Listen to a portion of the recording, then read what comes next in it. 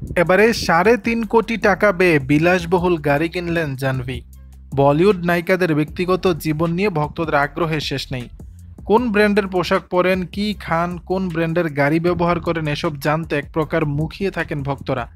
শ্রীদেবী কন্যা জাহ্নবী কাপুরের ভক্তদের জন্য নতুন খবর হলো, বিলাসবহুল একটি গাড়ি কিনেছেন এই বলিউড অভিনেত্রী। দ্য ফ্রি প্রেস জার্নাল জানিয়েছে, রোববার সকালে নতুন গাড়ি নিয়ে মুম্বাই শহরে ঘুরে বেড়ান জাহ্নবী কাপুর। লেক্সাস এলএম ব্র্যান্ড নিউ গাড়ি নিজেকে উপহার দিয়েছেন এই অভিনেত্রী।